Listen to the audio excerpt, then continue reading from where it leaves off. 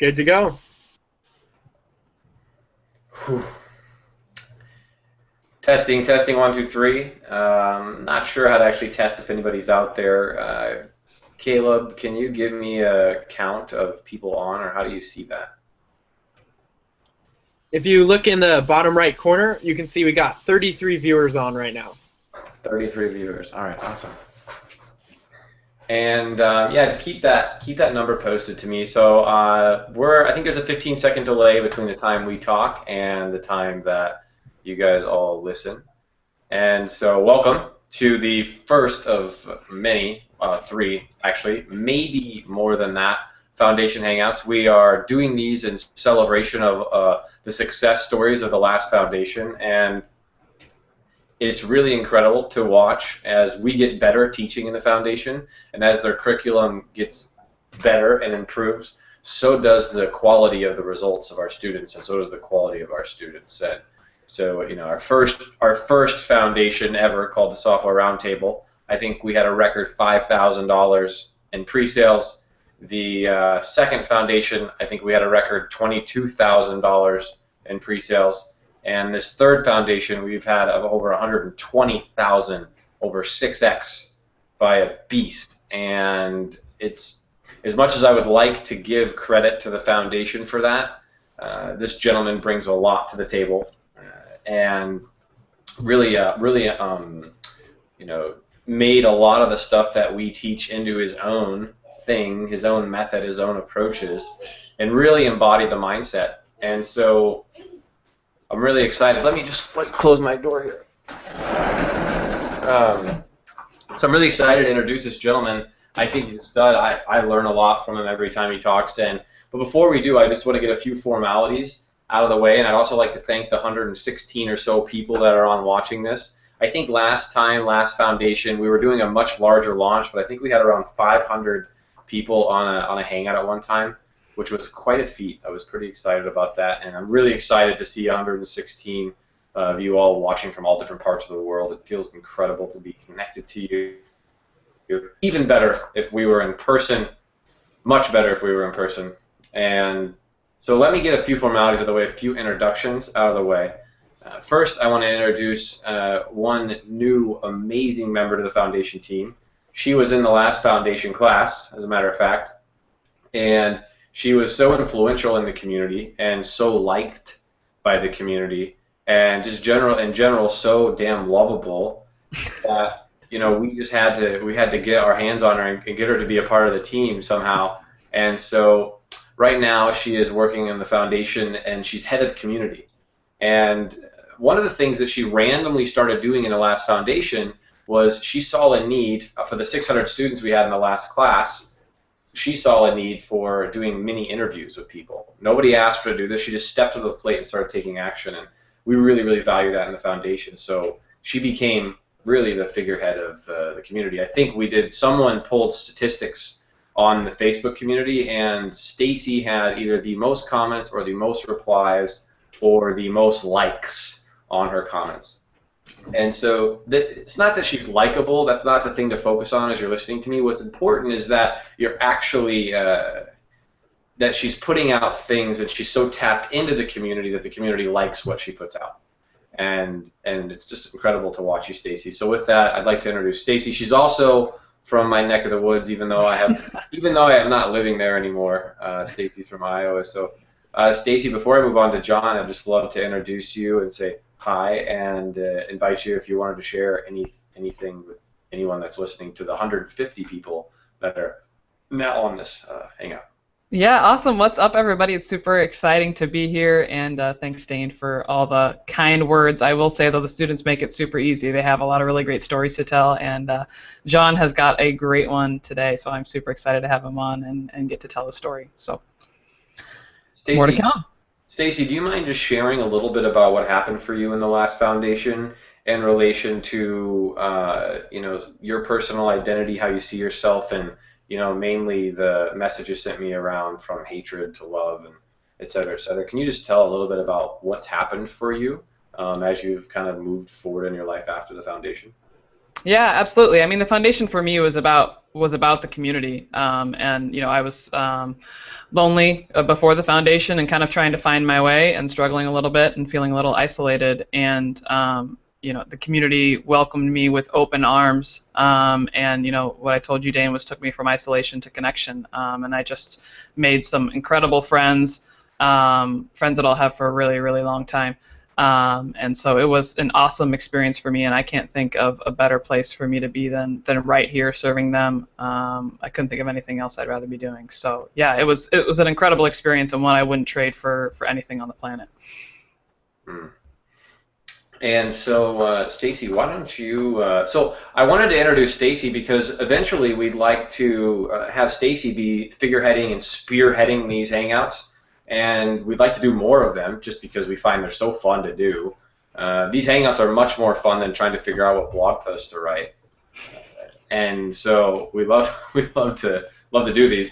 And so Stacy's like training her in her arms, and so I just wanted to give my formal blessing and sort of knight you into the Google Hangout head of Hangout things. And let me just say, doesn't it feel good when you love yourself?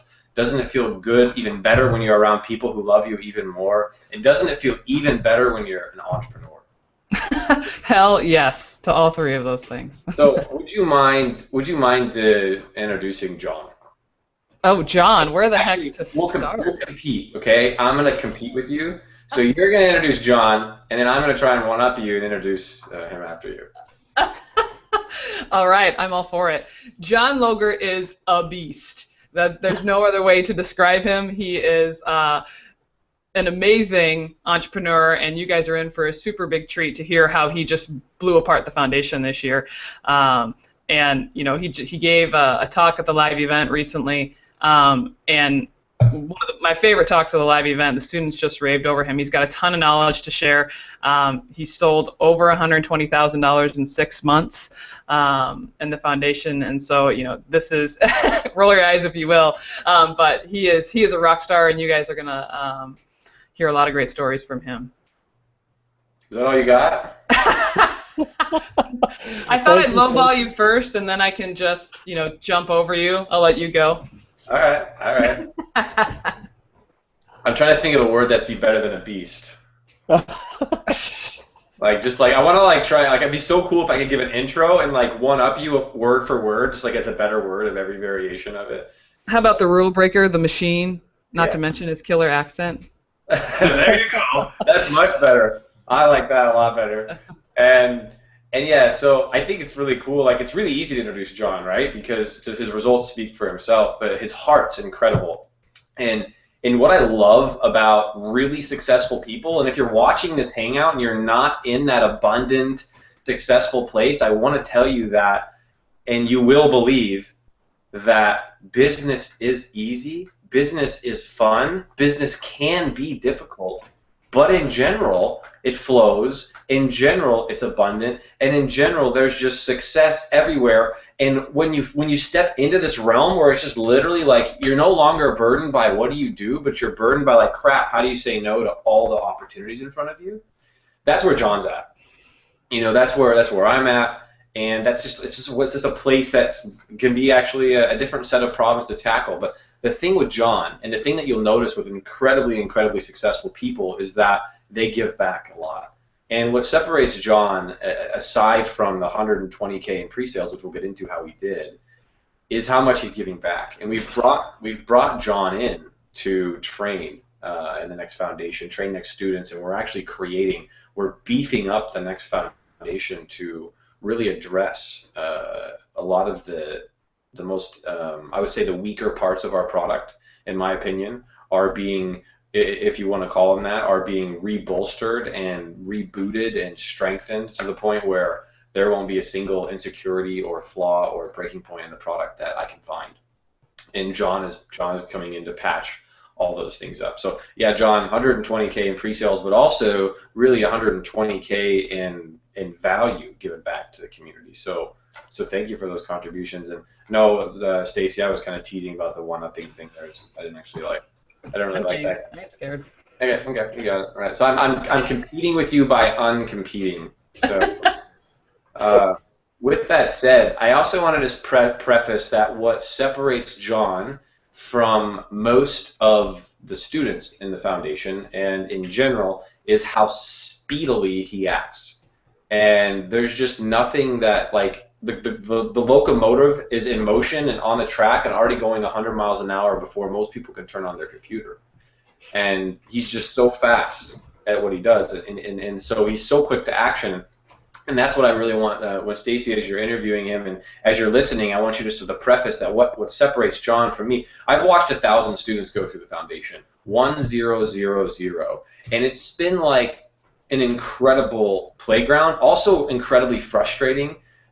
When you find those students and you're like just trying to do everything you can to help them, and you bang your head up against the wall forever, and sometimes you just can't get through to everyone. But then there are the success stories, and we have the highest success rate that we've ever had this year. And it's absolutely incredible, and we've dissected all the qualities of successful students. So you don't have to worry about being one of the failures. We've actually got it down to the point where I believe that if you have the personal commitment and decision, if you don't graduate building a SaaS business from the foundation, you will graduate building some kind of business from the foundation. As long as you've made the internal commitment, the rest of the support's there. And we're just getting better and better every year. So the success rate this year was at a 24% success rate. And the way that we define success in 6 months' time is that you have at least one paying customer in a business that you started from scratch. It could be SaaS, it might not be. We'd love for you to have a business that funds your entire lifestyle in 6 months. But at the same time, we're not into building fast overnight businesses. We're into growing trees that over a few years' time end up providing fruit for the rest of your life. And you can also make 120K in 6 months if you want, like John, which is why you're on. The 24% success rate this year. Last year we had a 13% success rate. So we have almost freaking doubled. Holy crap, it's badass. And 24%, we're going to be going even higher than that. And by the way, if you think 24% is low, you're absolutely insane listening to this. 24% is freaking ridiculous for a success rate, and we break our backs to do it. And so, with that being said, you know, we've been talking about 12 minutes now, and the reason that I have been a little more long-winded is we're now at 205 viewers, and I just wanted to give people some time to get in before John got on, so no one missed anything.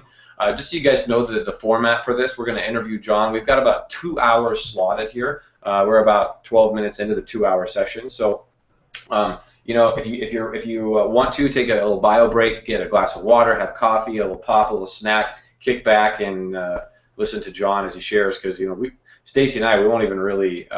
It's 1 hour. Sorry, not 2 hours. 1 hour. I'm being corrected. I have 2 hours down on my calendar, but in fact it is 1 hour. So that's even better for everyone. I think we'll get it even more compacted in that case. Stacy, why don't you take it away with John? Yeah, what's up?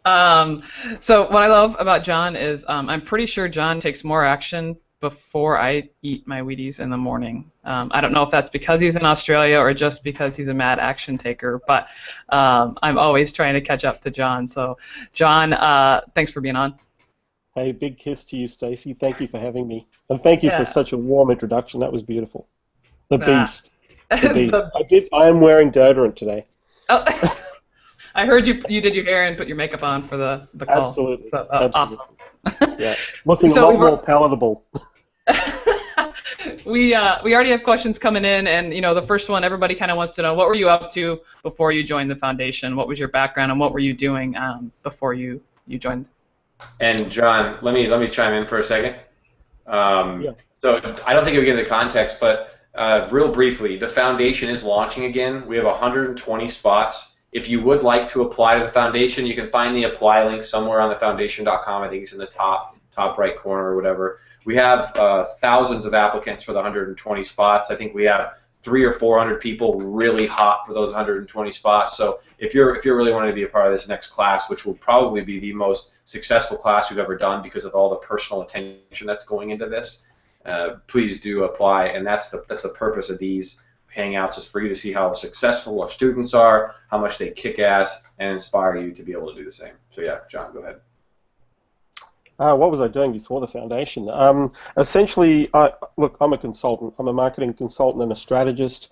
I help businesses. About 60% of my clients are outside of the US.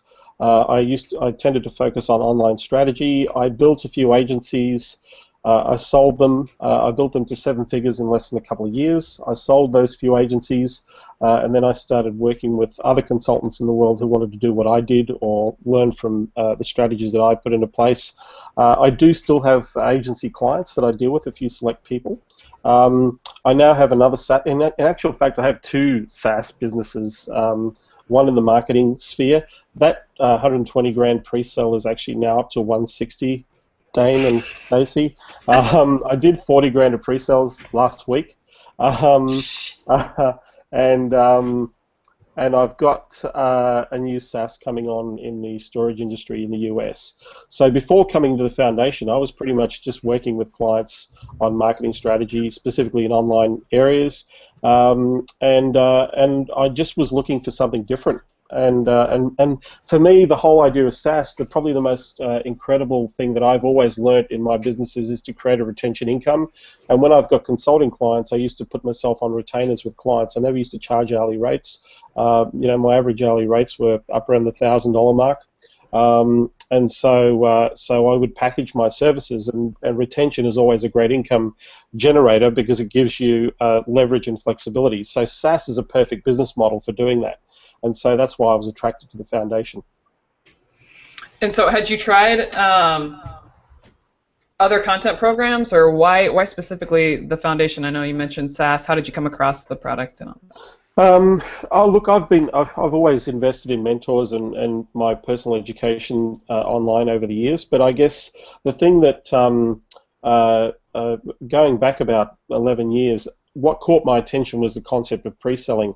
I had a product that I developed, and in actual fact, I had the idea of a product that I developed, and I actually raised $500,000 in pre-sales before the product had actually been made. So the concept of pre-selling was not new to me, to create an idea and then to find a market and sell that product before you actually put your hand to creating it. So I did that quite a few years back, and it was very successful, but it was in an offline capacity, not an online capacity. And so I guess the thing that appealed to me about the foundation was software. Now it's really funny because in my marketing business I outsource a lot, and in the software game, when you're looking at developing an idea, you're going to find outsources. So I kind of almost warmed to the idea very quickly in relation to understanding the concept of I don't have to have all the answers. I, in fact, don't know how to write a single line of code. If you asked me to put stuff on a website, I wouldn't know how to. So for me, it was like, hey, here's a solution, or here's an idea where I don't need to know all the things that I need to know. There's a group of people out there that have built a model or a system that I can follow and apply. So I guess that's what attracted me to the foundation, being naive and not knowing. Yeah, I don't know a single line of code either, so we're in the same boat there. And do you remember signing up? Do you remember being on that sales page? And I tell you what happened to me. I was actually meant to sign up for the class of 2013, and I missed out. I went on vacation, and you opened the gates, and the gates were closed by the time I got back. So I completely missed out. I was actually gearing up to get in at 2013. So the blog was great with a lot of helpful information and useful material and some great resources that I guess most people are experiencing when they go to look at the foundation and when they're subscribing. And so I started, just toying with a few things and learning a few things before I even joined. So I had to wait a whole year to join in 2000, or actually late 2013 for the 2014 alumni. So yes, I was not going to miss 2014. Mm-hmm. I wrote a very, very long and very serious letter to email to either Caleb or Dane or whoever vetted my application, saying, listen, let me in, otherwise I'll hunt you down and never let you go.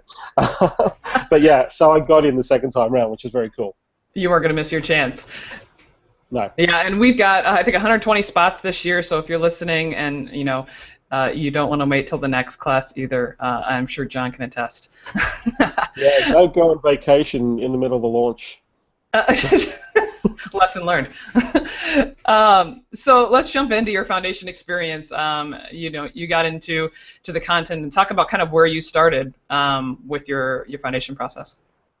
Okay, so I guess the thing that really struck a chord with me was the very first email that I got joining the foundation. It kind of stepped out the process of going through, idea extraction and then validating and pre-selling and just the model of the different steps. So I started watching videos and I started looking at content, which was absolutely huge. I mean, the platform in the back end was phenomenal, and I understand last year was the first time that it was actually delivered in that format. So there was a huge amount of resources. So I was quickly churning through videos and doing exercises and all that sort of stuff. So very quickly I went, I need to stop consuming content and I need to start taking some serious action very fast.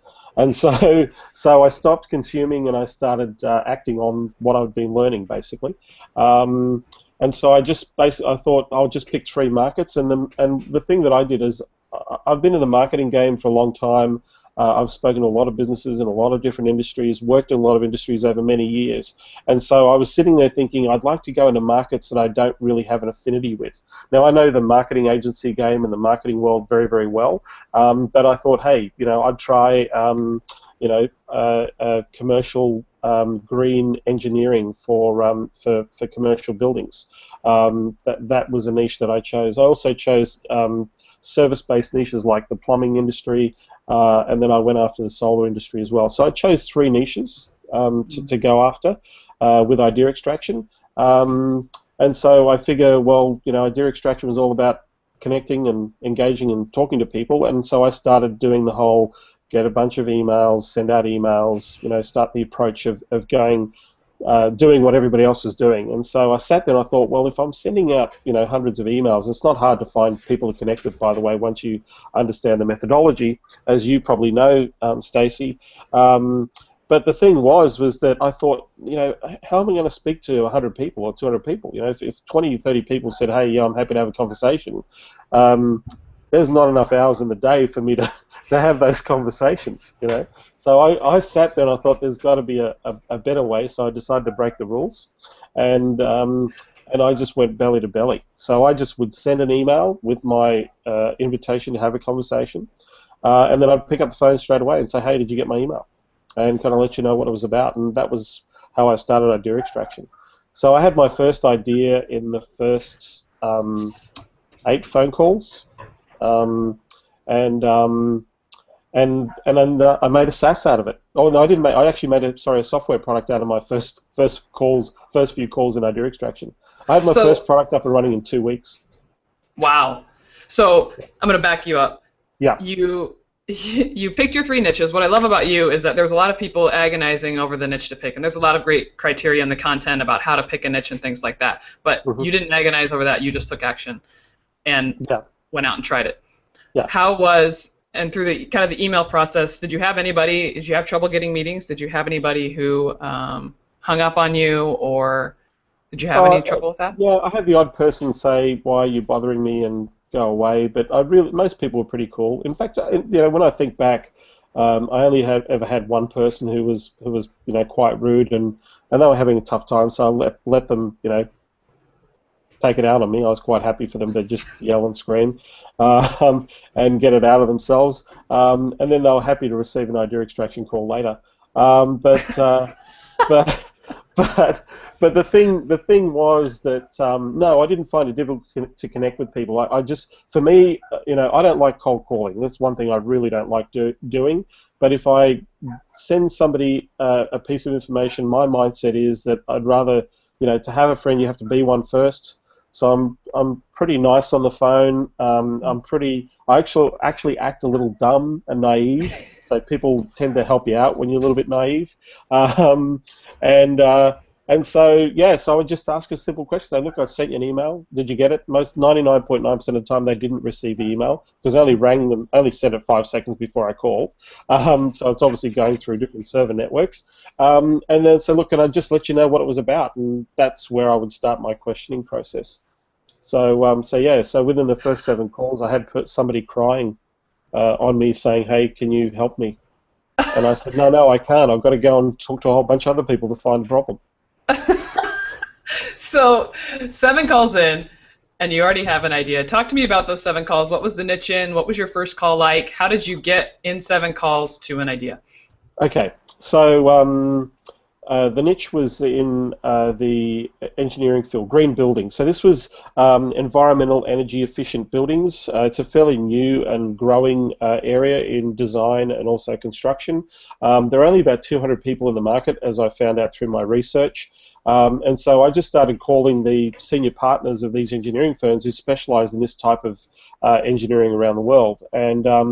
And engineers are not fun to talk to. Sorry to all you engineers out there, but they're really, I found it a bit challenging because they just think completely differently.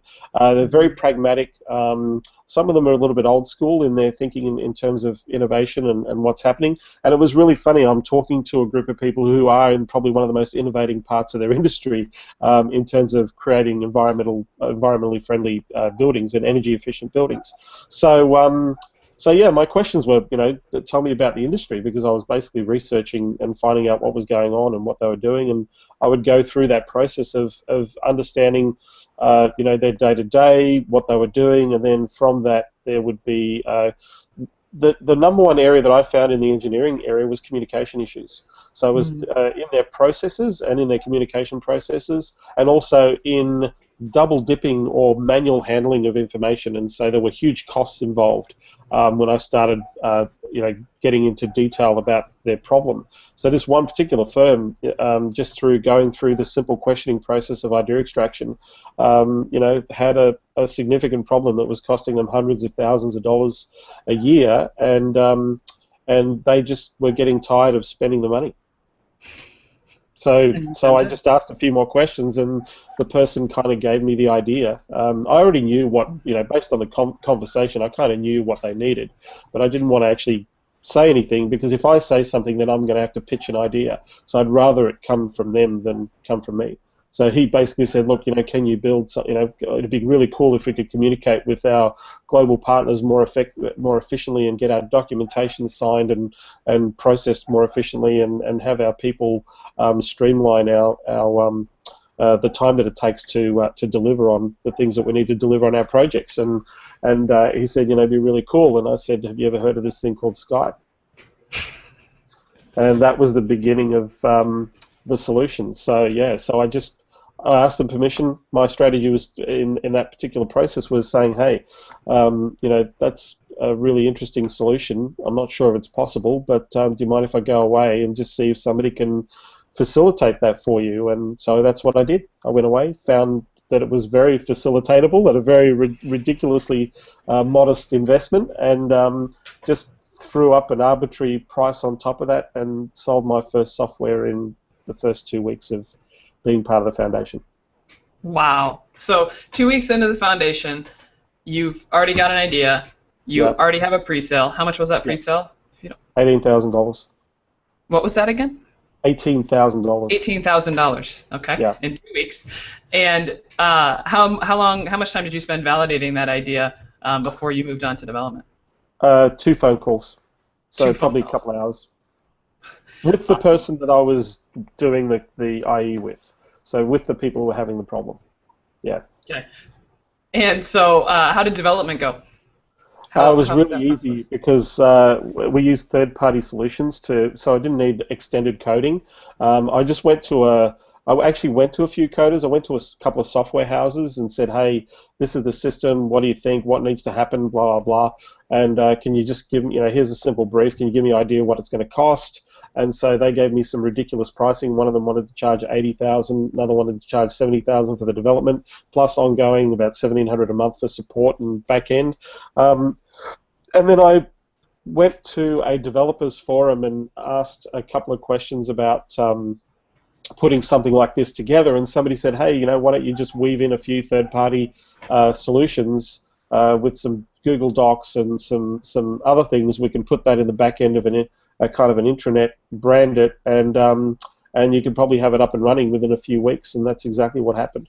So the hard cost of that to me was about $2,600 to put together with this particular developer. I went back to the client with $18,000 thinking that was a pretty fair price. I didn't really think too much about what I should be charging. But hey, the problem is solving. The problem was a $380,000 a year problem. So in 5 years, they were going to be spending $1.8 million in, $2 million in solving this problem. I figure $18,000 was a pretty good investment. Yeah, no brainer, right? Absolutely. Yeah, no brainer. exactly. And what I love about that is, like, before the foundation, I would have thought, well, you can't, using third-party solutions, you're going to have to write this from scratch, and it's going to be this big, huge development cost, but it doesn't have to be that. You leveraged other resources and bootstrapped. One of the 6 software products that I've developed is a straight custom development. The other 5 are all using third-party solutions, and they're all working perfectly well. Awesome. And the clients love them. And so how long did Dev take? Less than 2 weeks. In actual fact, it took about 10 days.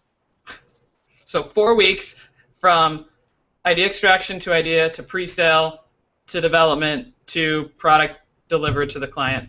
And it money. was actually less than that. It was about 3 weeks from the time I started with the foundation. That's awesome. I think I was still in idea extraction at that time. So was I love it, John. I was still in idea extraction too. We're always in idea extraction, right? And that was one of the questions from the students. When do you stop doing idea extraction? I don't think you ever stopped doing idea extraction. No, I did 3 idea extraction calls today to my market in the US this morning at 5 o'clock. And I'm pretty sure I can guess that Dane's still doing idea extraction as even today. What makes you guess that? Because at this point I know you, and I'm pretty sure I just set up one the other day. Yeah, I have. For everyone listening, idea extraction is really fun if you're able to be present and make the time for it. And I enjoy it because after a good IE call, it feels incredible. Mm. And so, I've got Stacy setting up 3 IE calls with past foundation students. And so I call past foundation students and just do idea extraction to see how we can make the foundation better. John did 3 today. My buddy Nathan Latka, founder of Heyo.com, multi-million-dollar business, does idea extraction, as you would call it, daily. In fact, he cold calls people that register for his webinars just to idea extract. As a CEO, as the owner of a company, few things I know of give you the kind of confidence that doing a phone call with a customer can give you. And it just feels so good. So it's not like to be viewed. I wonder if the question is asked from the standpoint like, gosh, how long do I have to do this for? If that's the way the question is asked, you probably don't understand the joy of how fun idea extraction can be, because you don't want to stop fueling your life with things like this. Yeah, it was a little bit more in the context of, how do you pivot from that when you have an idea and things like that. But, I mean, I totally echo what you're saying. It's a lifelong skill that I use, not even in a SaaS product, but I use it in my personal life as well and in my just across the board. So it's something that I will take with me for the rest of my life for sure. So, John, I want to dive back in. You said in one of those 8 calls, the lady was crying, asking you to help her, and I want to hear that story. It was actually a guy who was crying. Oh.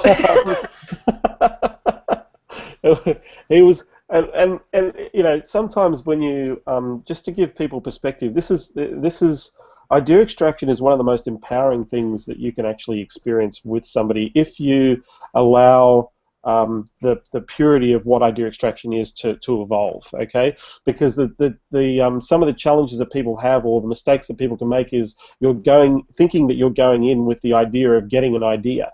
That is not how I approach idea extraction. For me, idea extraction is about allowing the person to go wherever they need to go with the questioning process that I'm taking them and giving them that space. And for me, the biggest lesson that I learned was to just shut up and listen, just to listen and just to give people that time is where the true power in idea extraction is. It's where all the gold is.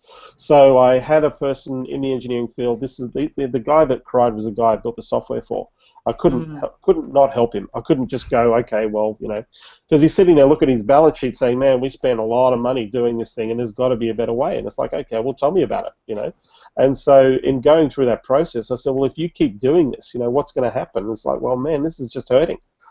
Writing these checks is killing me, because I just know there is an absolutely better way of doing this. And so I just asked, well, if there was a better way, what do you think that would be? And just let him talk about it. And just when he came to that realization was when he just got really emotional, saying, I cannot believe this has been sitting in front of me. And I've been ignoring this because it's a real big problem. And so that's where and I'm feeling the emotion of that call right now. So Yeah, I was just going to say, how did yeah, that make you feel? It was a really powerful moment. And I've known other people have experienced similar things in idea extraction when they've had those sorts of calls. So when you have that, when somebody is that vulnerable with you, because you've actually given them the space, and that is a beautiful gift that you're giving them. That's powerful. That is incredibly powerful. And so what came from that was, I would have done anything possible to help that person. Absolutely. To get them out of that pain. And so now they're really cool. They're absolutely excited, and things are moving on, and they're crying about other things. Which is great for you. So what was next? So you had idea, pre-sale, dev, what? 4 weeks in, 3 weeks in? Dump the industry, dump the niche. I just really struggled with engineers because younger engineers, up and coming, understand tech, change, innovation. They're really good. Engineers that have been around for 20, 30 years have followed a tradition. It's a very, that industry is a very specifically focused industry. They all know each other. They've just got a completely different mindset. So for me, I'm very let's get things moving and let's get things happening kind of guy. And so so I just found moments were like pulling teeth. So I dropped that niche. The product that I developed for the particular person in the engineering field potentially could have been SaaSable, but in their specific area it was very customized to their issue or their situation. So that was really cool. Learned how to put stuff together, learned how to speak a different language. Development is a Japanese language, as people know. So I learned to speak a little bit of Japanese. And then moved on to the next niche, and my next niche was in the plumbing niche, and so I just started calling. I was actually looking for specific types of plumbers as well, so bigger plumbers, bigger companies, because I figure the bigger the company, the bigger the problems. And so when you have humans involved, humans always create problems. So the more humans you have in a business, the more problems you have. So that was my methodology of thinking. In terms of my logic. So I started calling plumbers, and then I came across a particular plumber, and I decided for the first time to actually do a live in-person face-to-face, i.e. Scenario. So I actually made a time for this person and went and sat in their office. And it was one of those moments where it was just opportune. They were getting a price for something that they were doing in relation to their business, and I just asked him. I said, "Wow, what are you doing with this, presentation folder?" And said, "Well, there's 60 sheets. Doing it the way we do it right now, it costs about $60 to put one of these things together. I'm just calling a few print companies around to see if we can build a better folder and get the cost down to like $10 as opposed to $60 because we deliver a lot of these out there." And so I just started asking questions around this thing, and they were servicing a particular niche. They were doing it very manually. There were 2 people involved. There was a huge cost in the delivery of this solution, or this opportunity, and so I just started asking questions. Why are you doing this, and what are you getting out of it, and how's it working, and why are you doing it this way right now, and what parts aren't working. So I just asking simple stuff, and then from that I realized that we worked out together in the conversation that this problem was costing them $180,000 a year to solve. And so I sat there and I said, well, what do you think would be a really cool thing to do? And he says, it'd be really cool if we can get those customers to just come to one place and gather this information and get access. And I know what the answer was, and probably everybody listening to this call knows what the answer is as well. And I said, so, well, what do you think that place could be called? And he said, it'd be really cool if we could have this thing like a website or something. We could have password protection, and it's like, yeah, okay. And so I asked permission to go away and solve that problem, and got a few prices and went and built a $15,000 solution that cost $1,600 to develop and delivered it in had it built in 6 days, delivered it in 10, because I said to the guy that I would deliver it in 30, and I thought, hey, if I said, hey, it's ready, he might have felt I might have overcharged him a little for 6 days, so I delivered it in 10 days. That little solution, by the way, it's not SaaSable, but it is a solution that I can roll out to multiple industries. It's a very specific software solution. But that software now, I did undercharge, is now generating about $30,000 worth of sales per month for that particular business. Wow. And I only charged them 15 for it. So yeah. So Not if I'm SaaSable, custom solution. If I'm listening to this, and I don't know you, John, I'm thinking this was too good to be true. What you just described in the time that you described, right? It's just got to be too good to be true. So I'm going to back up and throw in some questions from the community and see if we can demystify it a little bit. Absolutely. Have you ever had a customer that had a pain but they weren't willing to pay? You walked through the process of how you walked him to the amount of money that it was costing him. How do you deal with somebody who has that pain but they don't want to pay? Well, the thing is, it's not so much if they're already spending the money, then they can afford it. So the key here is to make it a no-brainer. So if you're spending, if I said to you, Stacey, right now you're spending $200,000 a year or $30,000 a month on this specific problem, and that's a cost that you incur as a cost of doing business, and you have to do this as part of your business, and every month you're writing checks for $30,000, right? Now, that's a significant expense. Now, if we were to halve that cost, right, would it be worth exploring in halving that cost? Because every dollar that I save you, Stacey, is bottom line net profit to you. It doesn't cost you any money to save a dollar. So that means you get to keep it in your own personal back pocket.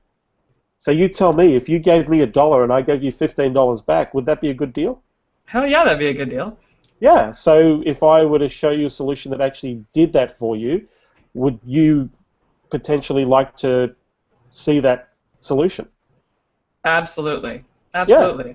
Yeah. And if it doesn't work, then you don't pay. Yeah, and I think what's unique is also that you find the pain that's deep enough that's costing them in the pocketbook. Yeah. Not those surface level pains. Lots of problems cost people in the pocketbook, and if they can, the two things that most businesses are driven by, saving time and making money. They're the two motivating factors for not just businesses, but for people in general. If I can save you time and help you make a little bit more money, then I might be able, that might be a favorable scenario to you. People either want to avoid a pain or gain a pleasure. Saving people money is doing both. You're avoiding some pain and gaining some pleasure. So, has there been people that have said no to me or didn't want to buy from me? Absolutely, there were people that did that. I haven't offered solutions to every single person that I did IE for. That's the first scenario, and the second part is some people either don't get it or they're willing to. It is not important enough for them to make a decision to move forward with a solution, and that's okay too. But I don't need to have everybody as a customer saying yes to me. I only need a handful of people to say yes. Absolutely. Yeah. That's awesome. And by the way, Stacey, just to preface this, I was looking to build a SaaS. I wasn't looking to build individual custom solutions. I thought one of the method to my madness in my thinking was if the solution that I find is bad enough and maybe it's duplicatable in other people in the same niche, then if I've already developed the product, then I've got something I can go to market with. But if my costs are covered and I'm making a profit on that, and generally that profit I would probably use for marketing dollars if I was going to promote the product, then I'm home and host. I'm one up ahead of most of the competition. I found a workable, real problem with a solution. It works. I have a beta test with somebody utilizing the system. I know what the issues are in relation to the actual problem. If I can work now because now I have a working model and I'm working with a client to integrate that solution as part of their business, that's gold. That's like research on steroids, So now I can go to another plumber and say, hey, have you got the same sort of problem? They go, yeah. And say, okay, well, this is how we solved it over here. Is this something that would be useful to you? But the real key to this process that I have followed was to say that, I was looking for a SaaS, and I've found 2 of them now out of the 6 that I built. So run the numbers on this plumbing niche again. How many weeks? What was the pre-sale? 6 days to deliver, 3 conversations. Pre-sale was $15,000. The cost was $1,600. That is awesome. Pre-sale 15,000, cost was 1,600. So there's a lot of questions about development and how you handle development and the outsourcing that are coming in. Okay. So what kind of tasks do you usually outsource, or do you outsource at all? And then the other one, let me grab it here. What tips can you offer people to ensure that people really move the dial where it matters and act effectively? And have you cut anything, task, project, activity out of your life to make sure you can focus more in order to meet your goals? So a lot about the outsourcing piece here. Okay. In the outsourcing game, in my agency game, I would outsource to project managers, and project managers would facilitate. So in the software game, I was looking for developers, and developers are a dime a dozen. They're everywhere. Go to Elance, go to Rent-A-Core. Now Rent-A-Core is freelancer.com. All you have to do is type in Google PHP developer forums, and you'll find programmers up the wazoo. So finding a programmer or finding a developer is not a difficult thing. They're the easiest people in the world to identify and to find. The key here is to what is the project and what are the components. And so when you're going through the foundation, one of the skills you learn is you're articulating the problem, and you're actually creating very basic wireframes, or and that's using technical terminology, essentially a blueprint, a roadmap to what this solution is. So this is the problem, this is the solution, and I would hand that to a developer and say, listen, this is what I'm looking at working on. How do you see this working? I'm not a developer, I need your skills and expertise. Can you help me out? Now, I went to software houses who then wrote my brief for me. Right, I didn't even know how to write a brief for the products that I was looking for. So they're asking me questions that I should be asking of myself as the client to deliver a solution. So that's how I learned. I learned by talking to developers and saying, look, I'm being guided by you. What do you need to know to be able to put this thing into place? And they say, well, we need to know this and this and this. And okay, great. So if I draw a little mind map and give you that, that's workable for you. So in the foundation program, you learn how to wireframe, and you learn how to articulate, the problem so you can engage a developer. And then away I went. Finding outsources is not that difficult. The one thing that most people do is they try and find a more affordable or a better value outsourcer, meaning the cheapest. I actually went the opposite way. I looked for the most expensive developers, because the most expensive developers had been doing it for longer, do it faster, know what the traps or the pitfalls are, and so I tended to look for guys that were charging anywhere between $80 and $100 an hour. But mindful that I already had the money to go and pay them. Because of the pre-sell. So remember, I'm not putting any of my own money in it. I was pre-selling to generate the funds. So if a developer said to me, John, it's going to cost you 10 grand, then I was going to go and pre-sell a few people to get that $10,000 as per the foundation philosophy. So yeah, so finding outsources, not hard. Type in web developer, type in PHP programmer into Google, type in, and there are plenty of job sites that you can go to. And sometimes there are people who are working. I had a developer who actually worked for Google, who was working full-time for Google, working on one of my projects. So, and he was out there in the freelancing sections. And he introduced me to another couple of developers that were awesome in overseas and helped me with a project as well. So it was fantastic. Wow. So finding outsources is not the problem here. That's the easy part. I outsource, if to answer that question directly, I outsource everything. Everything. I don't write code. I don't know how to develop a website. I'm not a graphic designer. I don't know how to do a wireframe. I know how to put blocks on a page or draw. If you saw my, I don't have it with me, but if you saw my wireframe for one of my software applications, I used to get the person I was doing, I used to draw it out with me, right? Draw the plan out with me, and then we would show each other, say, what does yours look like? What does mine look like? And say, does that look close? And they go, yeah, that's it. Okay, great. I'll go and find out if somebody can go and build this thing. That was it. So it's not complicated. You outsource your time because your time is best spent doing idea extraction. Absolutely. Talking to my customers is my number one income generating activity. Absolutely. Okay, so you've got 2 products shipped at this point. One in, what was the first niche again? The engineering, green building. Green building, and then plumber. Yeah. The plumbing niche. What was next for you? Solar this energy. Is what, 2 months in, if that? Yeah, 2 months in, I went to the solar industry. Solar industry is a really really competitive industry, very fast, lots of money. In Australia and also in parts of in US, depending on the governments, there are rebates, there are incentives to use solar. So people actually get government incentives to purchase.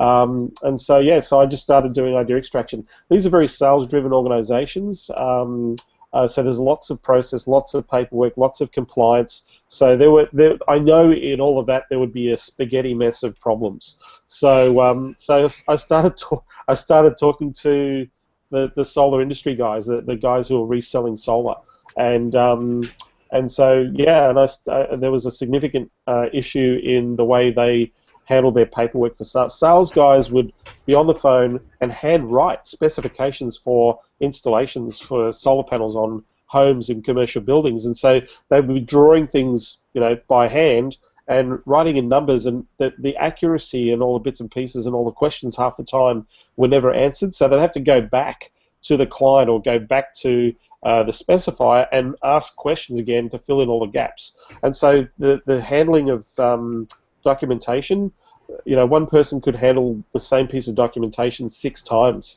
and that would actually delay the conversion. So this was a big problem, because the average sale for this particular firm that I got the idea from was about anywhere between, at the low end, 12,000. At the high end, it was around 100, 150,000. So if you missed something, it was going to cost you severely. And in this case, they were missing a lot, and they didn't realize this. And this was another crying CEO that I had, who sat there and said, "Man, we're doing everything we can to give these guys all the resources, but we're still making big mistakes, and we know it's costing us. And if we keep making these sorts of mistakes, we won't be in business for that long."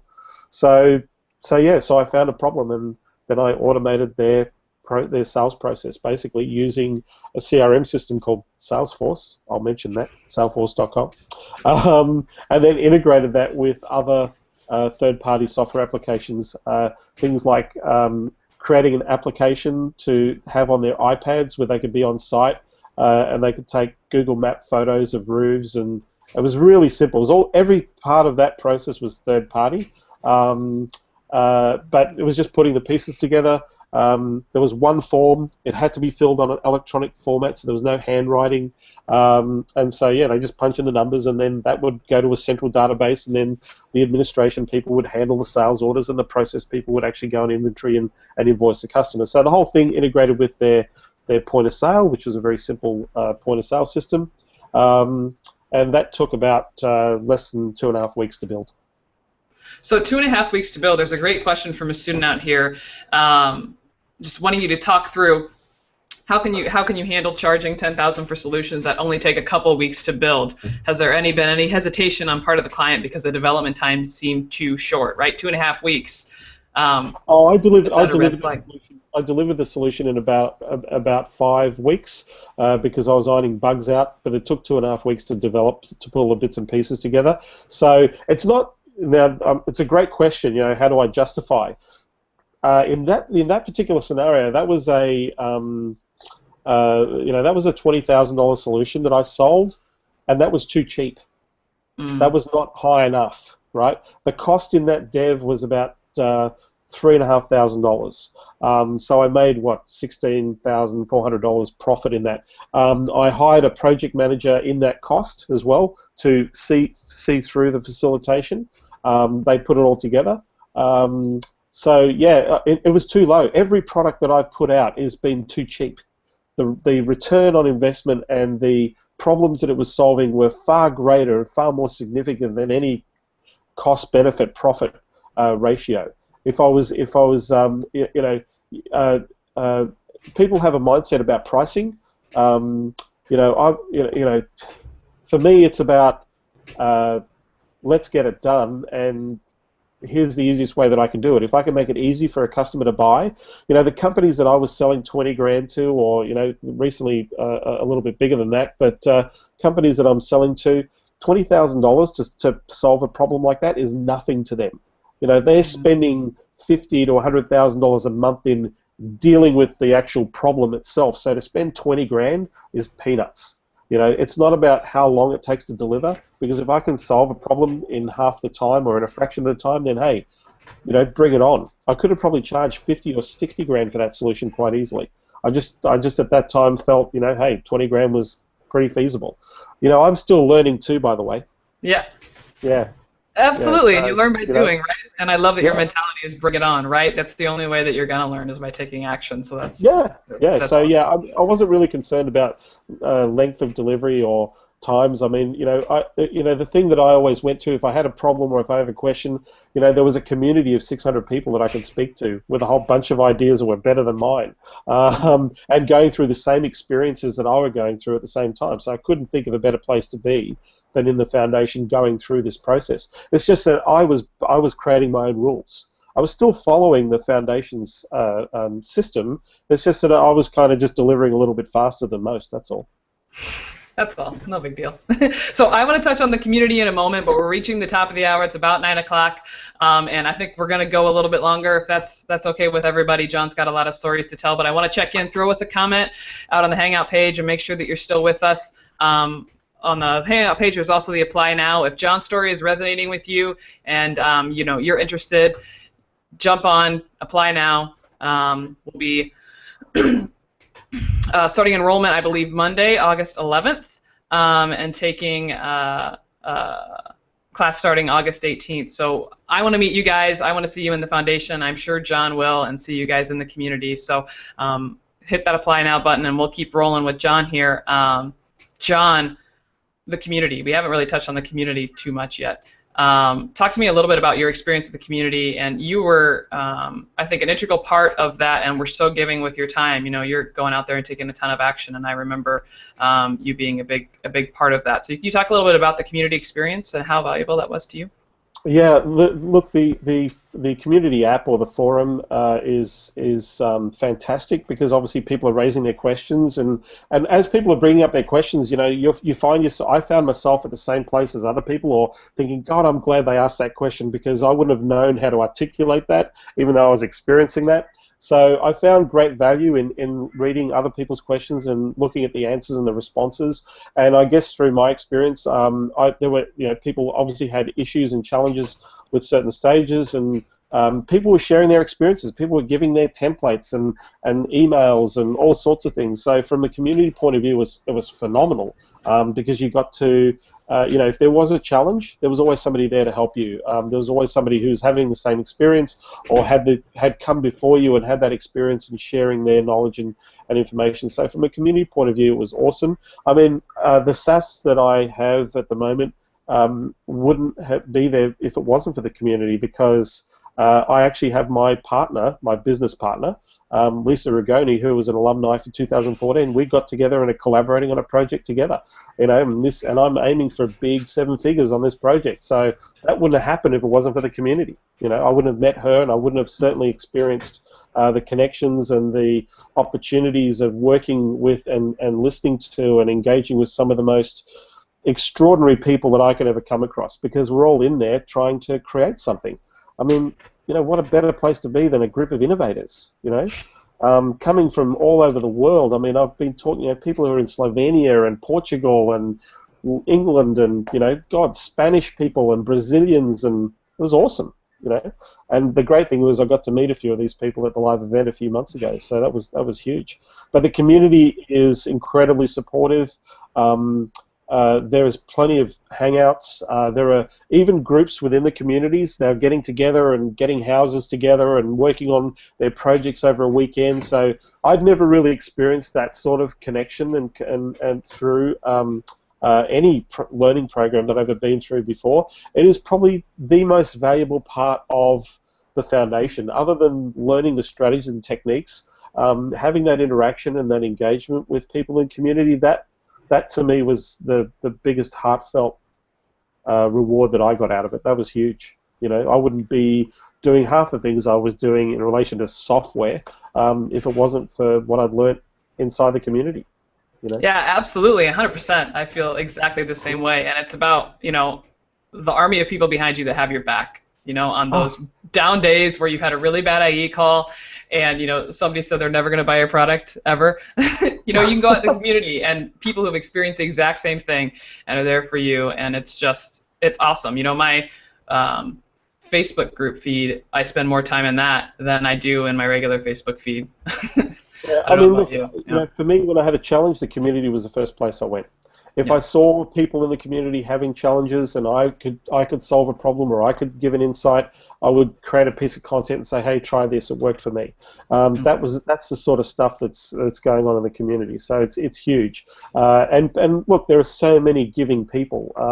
And the other thing is, people outside the foundation, your family, associates, friends, they don't understand what you're going through. They're not going through the same sorts of learnings. They don't understand what you're doing. They don't understand that you're spending all this time making calls and engaging businesses, and you're going to create a software product, but you don't know how to write software, and you're not an engineer, and all this sort of stuff. So the community there is a great place because you've got people that have a common understanding of what's going on, and they're all experiencing the same things and going through the same frustrations, challenges, and exhilaration at the same time. So, it's huge. It is a very significant part of the foundation, and one that I think if I, of all the stories that I've heard and all the people that I've connected with, all will say the same thing, that the community is just awesome. Yeah, absolutely. Yeah.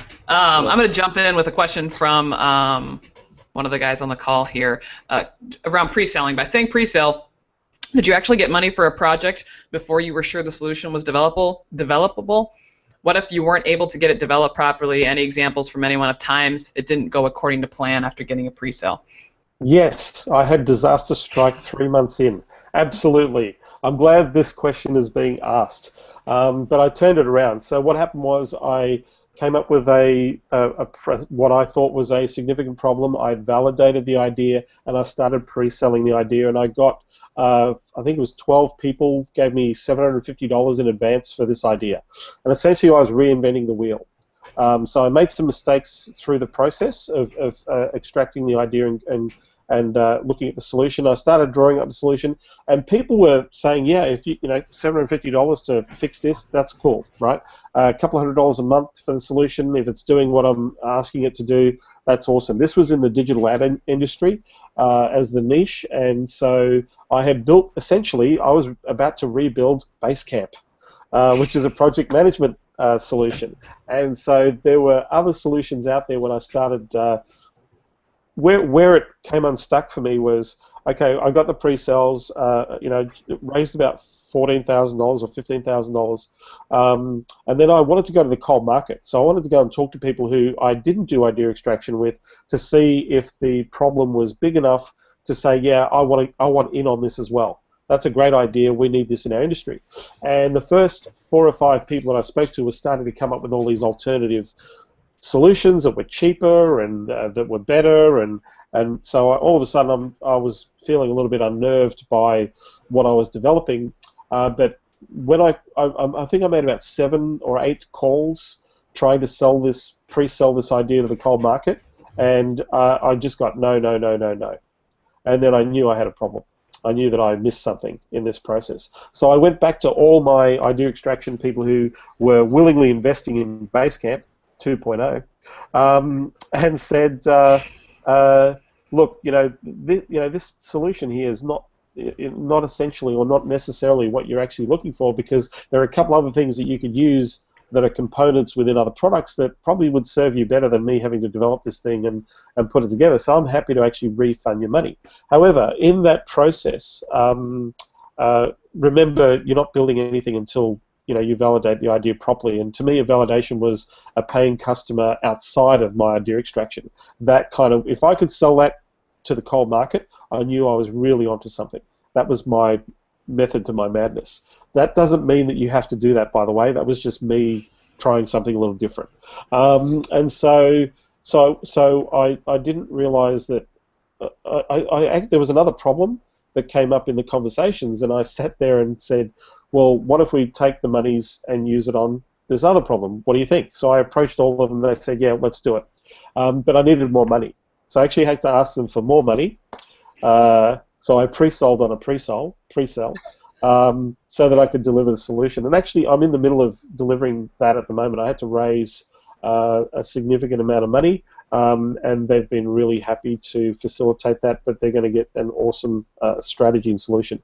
So I was about to give the money back. I was about to also dump the niche and move on again. But I kind of just sat there and asked a few more questions, and all of a sudden elicited another strategy from that process. Everybody was in, so now I'm facilitating that. But it's not the solution that I'm developing is SaaSable. It's fairly intensive and very pricey.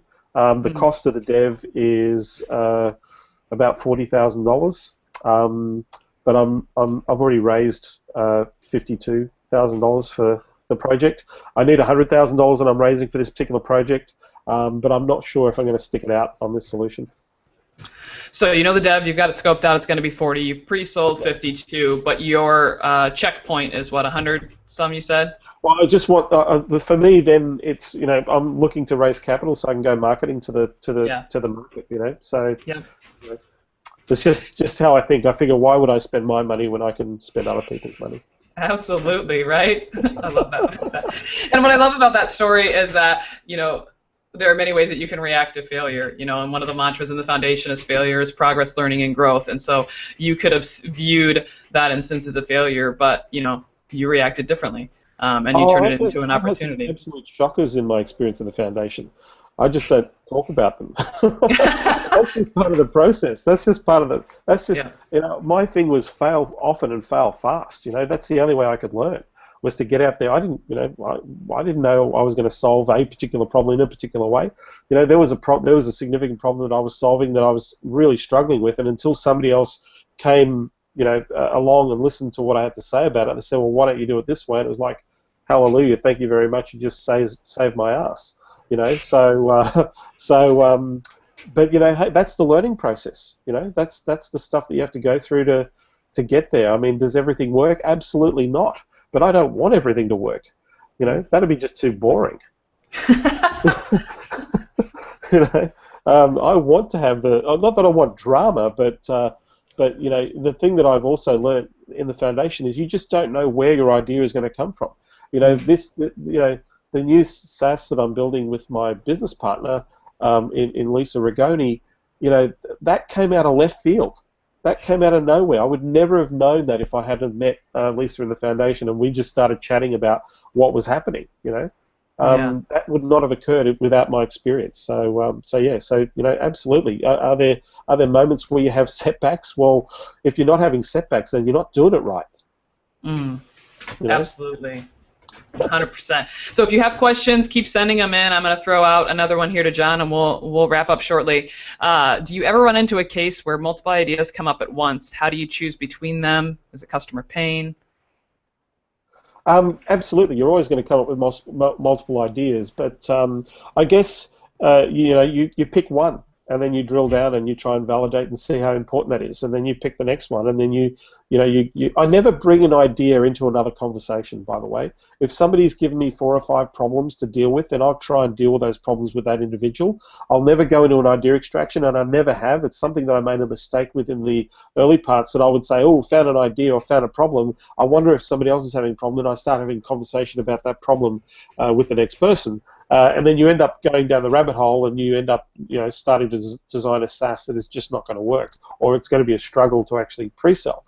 So I learnt very quickly that every idea extraction call was unique in and of itself, and I had to allow that space. So yes, you're always going to have people talk about multiple solutions or multiple problems, and there are going to be more than one idea that will come out of that. However, what I try and do is I just go, okay, well, let's just deal with this one right now, and go through that process, and let's deal with the next one, and then so on and so forth. And sometimes it's not so much, I never drive the idea at all. It never comes from me. It always comes from the person. So if they're really excited about something, then I might be onto something. Then I need to delve a little bit deeper to say, okay, well, how relevant is this? How important is this to solve right now? On a scale of 1 to 10, is this like, if we don't solve this right now, your leg's going to fall off, or is this something like, I can live with this for the next 6 months? It's kind of okay, and I'm really not really interested in pursuing it. But if I've got the leg falling off scenario, I want to rip that leg off. so that I can sew it back on again, right? Put the bionic leg in. So, so yes, always where there's multiple opportunities that come up. For me, it's one at a time. Mm. And by the way, I will go back to people as well. There's people that I've spoken to, probably more than 20 times in idea extraction. The exact same person who's just clarifying, getting feedback, and I'm trying to really elicit and understand that problem. And they turn out to be your best advocates and bestest buddies. They're cool. Yeah, absolutely. So where are you at today? What's going on with you? What are you Where working I'm on at next? Okay. What aren't I working on? I have a new program that I'm developing. I'm doing some work with the foundation with Dane and the crew. I'm actually going to come and say hi to you in Iowa in a few weeks' time. Heck yes. I'm also I'm developing a new forum program for a specific industry. I am developing my SaaS in the storage industry in the US, and that's why I'm spending a few months in the US in the not too distant future to spend time with my customers and my market and to accelerate that process. And what else am I doing? Hanging out with you guys. I'm trying to hang out with as many foundation people as possible because I learn a lot from you guys. So I'm working on 2 major projects at the moment. Awesome. Well, come on out to Iowa. We'll get you a real Iowa T-shirt. I should make you show your Iowa shirt right now. Yeah. Can you see that? Yeah, there you go. The foundation is strong in this one. This is my ode to Dane. If you don't know, this is my ode to Dane. Dane wears a ton of T-shirts with Iowa on them. There's a little T-shirt shop here in Des Moines that he frequents, and so there's a running joke within the community about those Iowa shirts. So John created his own. I love it. I feel like I single-handedly put Iowa on the map. Oh, absolutely, man. Oh, jeez. Absolutely. I'm not even buying into that one. No way. Well, maybe just to the 40,000 people that are signed up for foundation. Okay, I'll give you that. That's about it. So everybody, again, we've got applications going now. Jump out on the live page, hit that green apply now button. We only have 120 spots this class, so you don't want to make the mistake that John did. Sorry to throw you under the bus there, John. But as soon as the spots are filled, we'll be closing up this class. So get your applications in. Enrollment opens on Monday, and we want to see you in the foundation. I know I do, and I'm sure John does. Oh, I'm coming back for round 2. I haven't finished yet. I've got heaps of stuff to do in the foundation. Well, John, don't you think it'd be best for people not to join the foundation, to not join it? To not join it. Yeah. Probably best.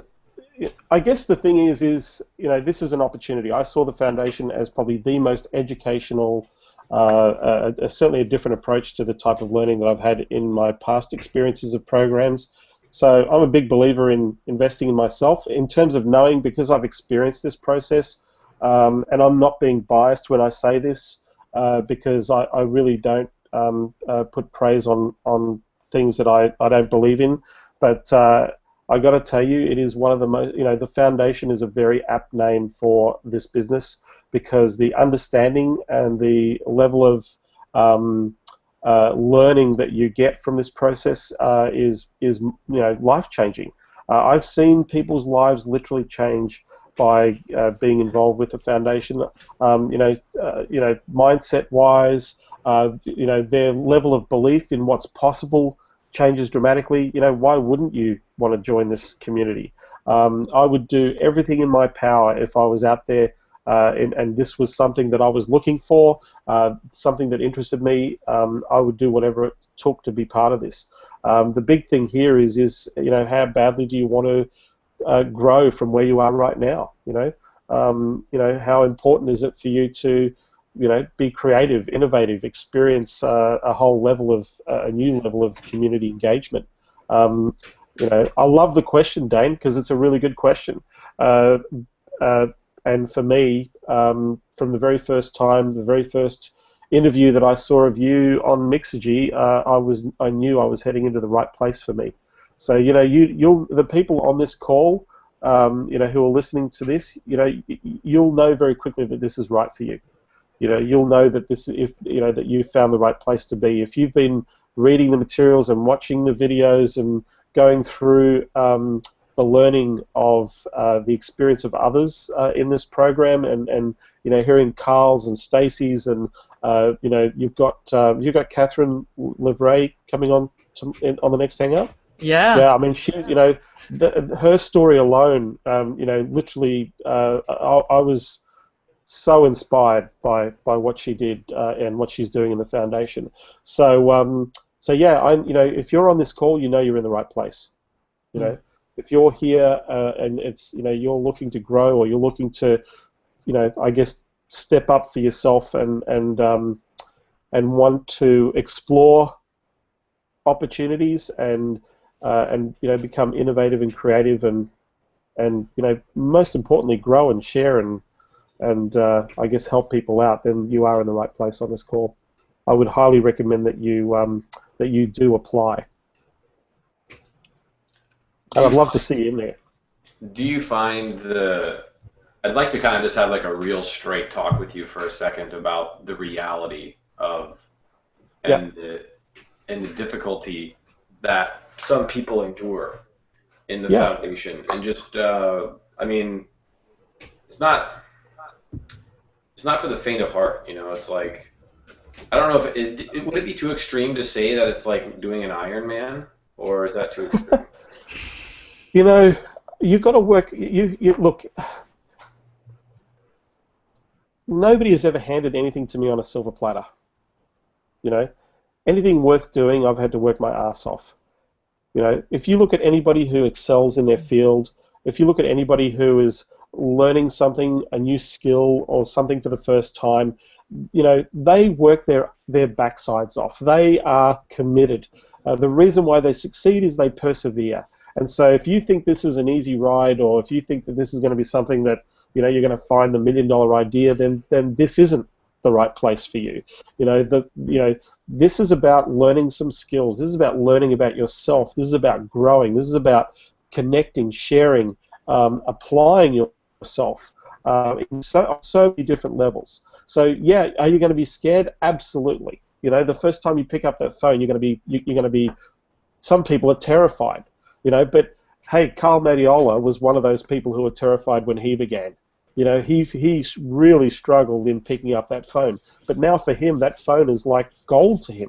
And so that's the change that he had to go through. So the reality is, are you going to work hard? Absolutely. I get up at 4:30, 5 o'clock in the morning to do this on a day-to-day basis, 5 days a week. I only work half a day, by the way, for all of you listening, only half a day. I just get to choose whichever 12 hours that is. Right? That's my philosophy. So is it going to be hard work? If you want to achieve anything in life, or you want to pursue or persevere, then yeah, it's going to be hard work. So are you going to struggle, and are you going to have challenges? Absolutely. Absolutely. But that's what makes this whole process a whole lot of fun, because there's a whole bunch of people out there that are supporting you. It's not just here, go and read a book, or here, watch a video and good luck. One of the things that I admire about the foundation is that they really have done everything possible to try and help everybody. I remember in the last few months of the foundation, Dane, you hopping on for an hour every day, saying, "Hey, let's get the questions out. Let's get this thing rolling, because we want to help people make things happen." So the commitment of the foundation in itself is huge. So the reality, are you going to work hard? Yes. Are you going to struggle? Absolutely. Are you going to be challenged? Absolutely. Are you going to be afraid and scared? You betcha. Right? But are you going to have moments of joy? Absolutely. Are you going to realize things about yourself that you never knew? Yes, absolutely. Are you going to find a whole bunch of people with a whole lot of love to give? Absolutely. So yeah, it's not all roses and rains, and people call me the machine. Let me tell you, I cry too. So, yeah, to me, it's just getting focused and getting committed. And are there moments where you don't want to do it? Absolutely. There are days where I don't want to pick up the phone and speak to somebody. But hey, at the end of the day, as long as there are more days where I do pick up the phone and less days where I don't, it kind of works in my favor. So, so the reality is, are you going to work hard? Yes. Are you going to be challenged? Yes. Are you going to learn some new things? Are you going to learn difficult things? Absolutely. There are certain things that I still don't understand that I'm still learning in the foundation. So I hope that that answers your question, Dane. Yeah, it helps a lot. I think it naturally will repel those people out there that aren't interested in everything you just said. And I love that you said, you work half a day, but you just decide which 12 hours. And and Carl, and that's what's so rad about the foundation is you get to decide how you want to work. And so, Carl worked 2 hours a day, but man, was he productive in those 2 hours. It wasn't like, I'm going to work, I'm going to log into Facebook and check out the community. No, it's like 2 hours of phone calls and talking to people and getting rejected and clearing beliefs, et cetera, et cetera. Yeah, so I ran 3 businesses and did the foundation. I don't know how the hell you did that. Get up early, get up an hour earlier than everybody else. Mm. Go to bed a little earlier. Stop watching Lost. Don't watch TV. No Netflix during the foundation. No Netflix during the no. It's important to have movie time. I like movie time, but I chunk my movie time down. For me, it's as I said, I got more done in my first 4 hours in the day than most people would do in a week. You just get really focused, and that phone. These headphones for the first 3 hours of my day never leave my ears. Do you have any guilty? Do you have any guilty pleasures? Like, what are you spending the money you're making on? Oh man, traveling. I'm actually investing in going and learning and speaking to people. The money that I'm making, part of the money goes to marketing. The money that I'll be raising with the other SaaS, most of that money is for marketing to grow that SaaS for an exit strategy that I'm planning. But my guilty pleasures, man, I love burgers and fries, and it's really funny. I was in the States for 2 weeks, and I didn't have a single burger. Can you believe that? Yeah, I like eating out. I like traveling. For me, I like spending time with interesting people. So I travel a lot throughout Australia and obviously overseas as well. And so for me, what do I do with the money? I invest it in meeting really interesting people. And my guilty pleasures are chocolate. So yeah, chocolate is cool. Swiss chocolate especially, milk chocolate, or salted chocolate. Highly recommend salted chocolate. Why not? Yeah, I found this. Go ahead, please. I'm so sorry I interrupted. I found this place called the Rocky Mountain Chocolate Factory in Colorado at the Willamette, and I bought about 10 pounds of salted chocolate. It was terrible. But I gave it away. I gave it away. Well, you're cool. such you're like, it's so cool to me. Like, I mean, I don't have the desire for like cars and things. Like, I want like a nice car, right? But like, some guys, they want to buy the Ferraris, they want to buy the Lambos. Like, do you live lavishly or? I've had those things in life. Uh, 4 wheels and 2 doors to get to A to B. As long as it's safe and comfortable, it doesn't have to be a Ferrari. By the way, Ferraris break down a lot too. But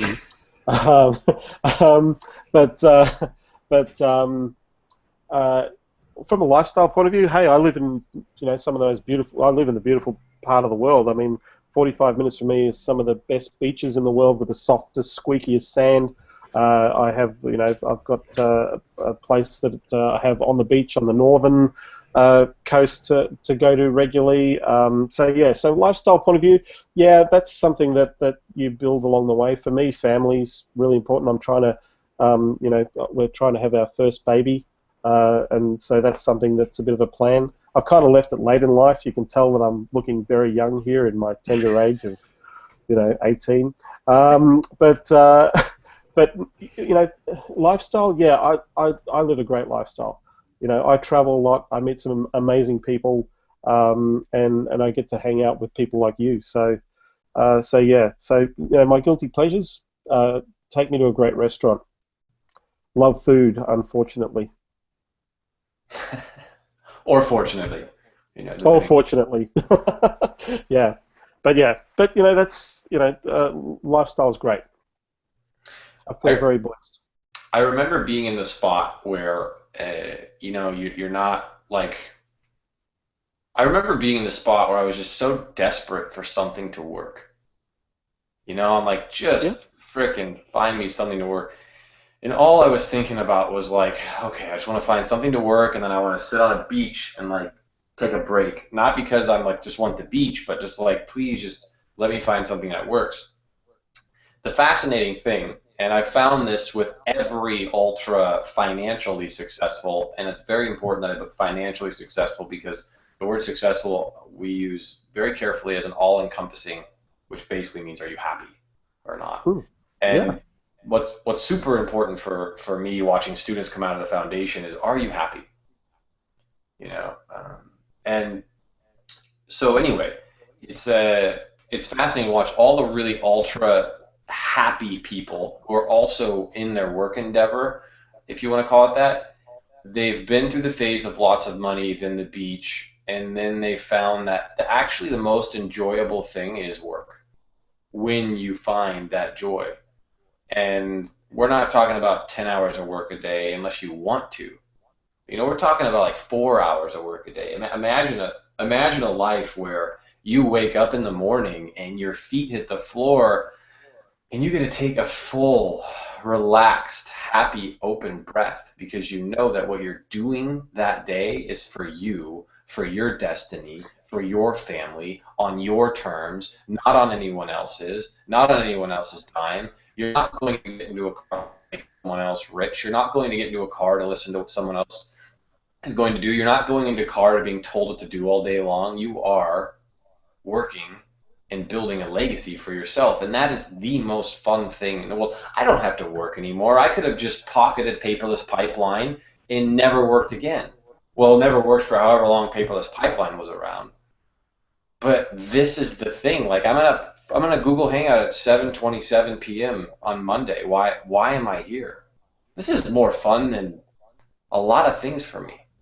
And so I really am excited, like beyond excited for you guys joining the foundation to be able to feel what this is like. Because when your financial situation shifts from providing, like protecting and providing from yourself to being fully taken care of, your financial outlook will shift from trying to protect yourself to providing for others, like John and I are doing now. John and I are in a very blessed space where we are financially taken care of, and naturally, like the natural human condition, if you have a heart at all, I think, is that you want to give back.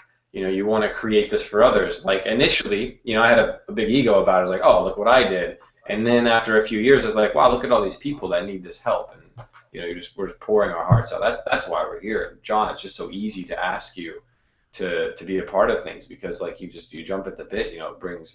It brings tears to my eyes to I don't feel like we deserve to have you in the foundation. And I don't but we do. And at the same time, I just feel really, so I do feel like, let me rephrase this, okay? I just used a limiting belief on myself. I believe that you came in the foundation for a very specific reason, and I believe that you're here for a very specific reason, and I believe that there are no mistakes. Hmm. And the fact that you're here is truly a blessing, and the foundation helped, but I am not going to sit here and say that the foundation takes credit for your success. And I just want you to know that, like, John, you worked your ass off, and the foundation supported you. What do you want to say right now? And look, and a lot of the things that I've achieved, a very big part of that came from so many people that are involved with the foundation. So, and I appreciate what you're saying, and thank you. I mean, I feel kind of blessed being here, and I don't want this to be the Mutual Appreciation Society, but I get what you mean. Just to, the reality is everybody has a life. Everybody has had their dire moments. I mean, I've had absolute disasters in my life where, I just wanted to give up my life completely. There were moments where I just didn't want to be here anymore.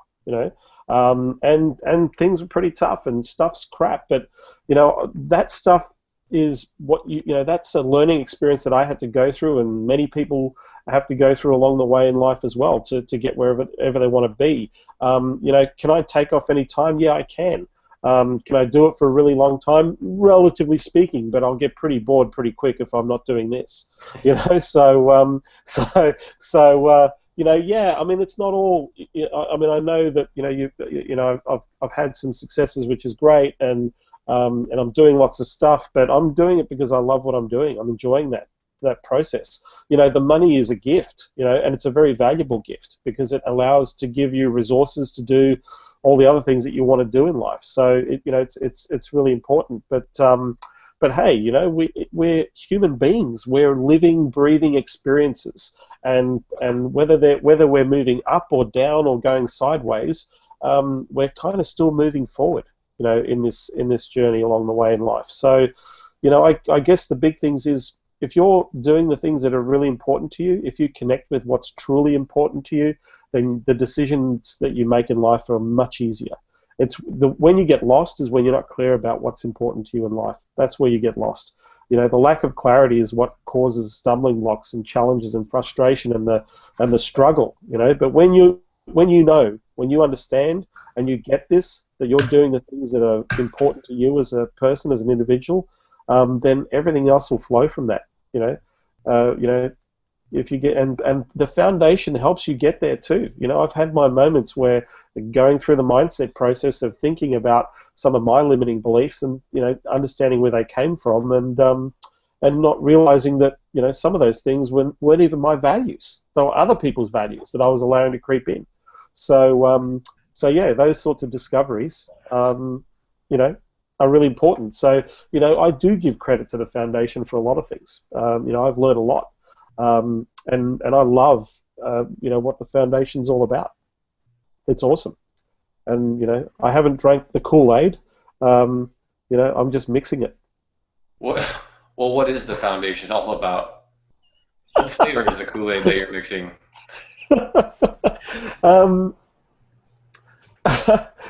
I think if you ask that question to a lot of people, there would be a lot of answers that would come from that. But I want 2 sentences. 2 sentences. Opportunity, innovation, creativity, community, exhilaration, and a huge learning curve. Yeah. I mean, I know those are pretty highly chunked words, but that's what it means to me. And for those of you that are interested in the foundation, and if you get accepted, and if you're able to make it into the group of 120, those single word sentences that John just spoke will mean a hell of a lot more to you at the end of the ride. I can't tell you just how amazingly well you're going to be taken care of in this class. We are organizing this program unlike anything we've ever done, and it's insane. Each group of 10 people will be organized into a small group of 10 or maybe 12, and you're going to be associated with a successful past foundation student who's a team leader who's been trained in XYZ process, tactic, whatever, to keep you rocking on all cylinders. Personal attention, the last class we had 600 and some students. It was I don't want to cuss, but it was a crap show. It was and it was messy and disorganized, and that's what I love about I was gonna say the foundation, but entrepreneurship. Anyway, those of you that are probably still listening, I'm guessing you've already applied, so you don't need to go apply. If you haven't applied for the foundation yet, but you're mildly interested, I recommend you give an application a shot just to see how the process works. I recommend that you apply even if you're not interested, just from the standpoint of watching how people do marketing. And we're here to teach you. We're here to support you in your journey of entrepreneurship. And if it's not with the foundation, that's okay. We want you to be an entrepreneur, either way, no matter what. And we want you living the life that you want, no matter what. And we're fortunate enough to be in a position where we don't need to ask for. We're not in a needy position, thankfully, because we've just hit the market really well on the head with this product idea. And when you join the foundation, that's one of the fun things about it. Like you would say, John, is you don't really have to fight to get people to give you money. It's a pretty seamless sale for everything that you've done. So I just want to do a quick refresh on the Facebook page and make sure we're not missing anything. It looks like we're clear to wrap. I want to thank everybody for going on. It looks like the peak number of people we had on this hangout was around 215-ish. So those of you that were on, thank you so much for that. Just being on this, I just miss you guys so much. I just wish we were in person all the time. Hey, I'm going to be there in a few weeks' time, Dane. Yeah. And Stacy. Yep. Dude. Reunion. I'm gonna introduce you to my parents. You're gonna meet my parents. We're gonna take you. We're gonna take you boating. Take you out to the lakes. Awesome. The lakes of Iowa. Awesome. Stacy, bring us home. Sorry, I'm still stuck on the lakes of Iowa. I don't know if there are too many in Iowa. Oh, it'll be great to see you guys in a few weeks. Everybody, thank you so much for joining us. As Dane said, if you're interested in applying for the foundation, hop on the page. There's the green Apply Now button. Do so. Enrollment will start on Monday, so don't miss out if you're interested. John, thank you so much for joining us. Awesome to have you you're here. so welcome. Yeah. And we've got Catherine Lavery coming up on Wednesday, and you won't want to miss her awesome story. She's got a great Kickstarter story, and she's got an amazing heart. So don't miss that. And Dane, thank you. We'll see you guys later. Thank you. Bye.